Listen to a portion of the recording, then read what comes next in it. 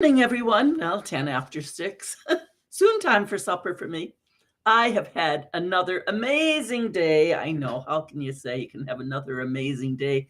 I've been on the computer on Zoom almost all day, with catching up very quickly in between with other little things. But it has really been amazing. I started out with an accountability call with my uh, accountability partner. We've been meeting once a week for over 2 years. Everybody needs their own coach, you know. So me being a coach doesn't mean that I don't need coaching. And I have had a few of them in my life. And at the moment, me having so many multiple talents, I seem to have a handful of coaches and mentors. It's delightful. But I got onto the call this morning, and I'll be posting that as well. I had an interview from Saudi Arabia. Yes, an interview. And I will be posting it. It was going to be a maximum. It was going to be 30 minutes, could go to 40. Well, we didn't get wound up for 1 hour. We had so much fun. And that was a young lady who's doing well, she's a professor and a doctor and young and young. And I'm thinking, how did that happen? But it very much brought this whole idea that I'm talking about, age and wisdom, into the forefront of the conversation. I was the first of her series. This time she's doing all seniors. And I was the first one. But it was interesting because she had students as well asking questions. And they had decided that, yes, they recognize that seniors have a wisdom that needs to be shared. And so that was how she got decided to do with the seniors. With that, pretty soon somebody said, "How old are you?" So we disclosed. So you'll have to listen to the video. You'll have to listen to the interview to get that secret sauce. But that was the age and wisdom. And what is that it factor that separates us, where some people just seem old and other ones are old but just fit in wherever they're rolling? I love to just keep on rolling. And then I'm reminded, when I was teaching school, there was a teacher's story, if you will, that said, we have teachers who have taught for 30 years. And then we have other teachers who taught for 1 year 30 times. Now, that might be getting a bit extreme, but it's so true. Look at the people around you and look to see, are they living, changing, trying things, not afraid of change, because change will happen anyhow. But look at the people around. Just be an observer and see the ones who are stepping out and living, and the ones who are kind of just stuck in that treadmill and saying, "Oh, I can't wait till I retire. I can't wait till the end of the day. I can't wait till the weekend comes. I can't wait. I can't wait. I can't wait." Instead of getting on with living every day. So what is that magic factor that allows us just to keep on bringing value to the world? And who says what age is that value? Different cultures around the world, and I'm exposed to many. Some of them have traditionally, I guess all of them traditionally, revered age and wisdom. And then somewhere the disconnect occurred. And quite often, I see it around me. The old people will often be saying, "I don't know what's coming to this world. The young people are just terrible." But if they're involved with young people, they really will see that the world is in very good hands.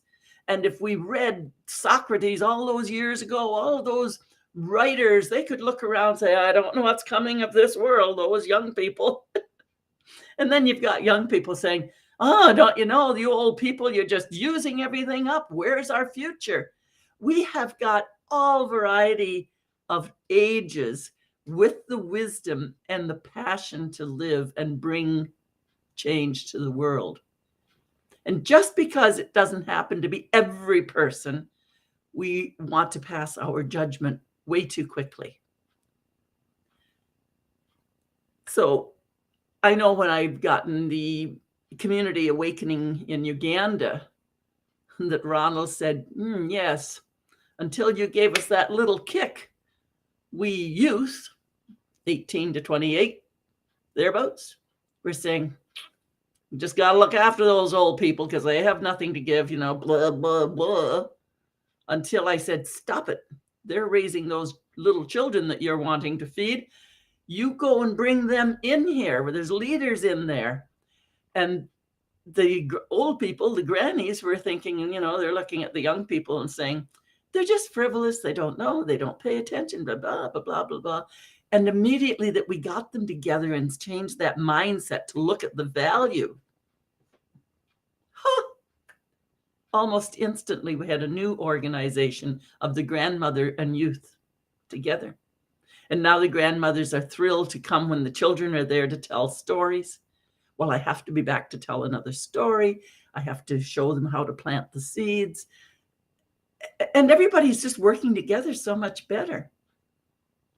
Why is it that we allow our minds to go in that silly treadmill instead of looking at the gratitude of the different ages? And that's what it came to this morning on that interview for an hour about why they had asked about seniors and recognizing there's some wisdom there. What has happened? Well, quite often, competition. When we have competition, there's the Joneses. We have to keep up with the Joneses. We get envious. We have to climb over top of them. Today, if you want to be in your personal power and contentment, you will learn collaboration and working together. If you want stress and ulcers, then go on your merry way, compete and chase. And yes, you might make money. Yes, you might be very sick. Yes, you might die much younger. It's time to stop and look. It's not that we can't have the abundance. It's to look at how we choose to live our lives emotionally and how we're going to relate with the people around us. That's what I want you to think about today. It's really important to think about how should we be feeling at every season of our life. Can we get rid of the should and just say, here I am. For me, this is the first day of the rest of my life. You've got that same opportunity, whatever age you are. Today is the first day of the rest of your life. Whether you have 30 and 40 more years like I do, or 100 more years, that's up to you. And how are you going to live them? And if by chance it got stopped tomorrow and you were having a moment to lay around and look back and say, last day on earth, I wish I had.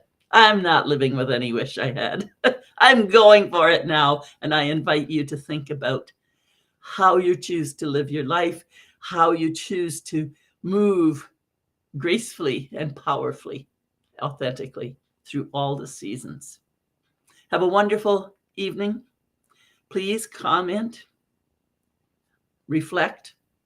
And if you'd like to hook up for a discovery call, the magic button is right there at link.sandravox.ca. Have a wonderful evening, everyone. It's Coach Sandra, Compassionate Queen of Straight Talk. And you can do it. And of course, I can help. Bye. Where is that pointer? There it is.